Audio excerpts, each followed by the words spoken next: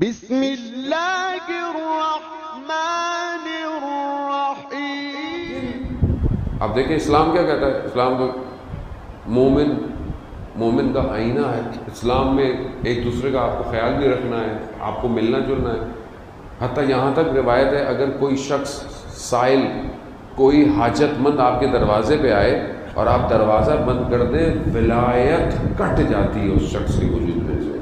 سخت ہے کہ کسی کو دھتکار دیں، کسی کو خالی بھیج دیں، منع کر دیں کہ کچھ نہیں۔ اتنا اسلام کنیکشن میں امپورٹنٹ ہے۔ صلہ رحمی کریں۔ اگر آپ کا کوئی رشتہ دار آپ کے بھائی سے کوئی لا تعلقی ہے، صلہ رحمی کریں۔ میں پہلے بھی واقعہ پڑھ چکا، یہ رجب علی خیاط کا واقعہ ہے کہ بہت بڑا وکیل تھا، اس کا کوئی کیس تھا، اس کی فائل کھو گئی، قاضی تھا، اور وہ اگر اس کو نہ ملتی تو اس کی جان خطرے میں تھی۔ بہت پریشان، اس نے بڑی کوشش کر لی، اس کو نہیں مل رہی تھی۔ تو کسی نے بولا فلانے شخص کے پاس جاؤ، وہ شاید تمہارا کوئی مدد کرے۔ تو رجب علی خیاط کے پاس پہنچا تو کہا میری کچھ مدد کر دے اس معاملے میں۔ کہا کچھ نہیں ہو سکتا۔ کہا تمہاری بہن جس کے شوہر کو مرے ہوئے کافی عرصہ ہو گیا، تم نے اس کے اور اس کے یتیم بچوں کا کئی عرصے سے کچھ پوچھا نہیں وہ کس حال میں ہے۔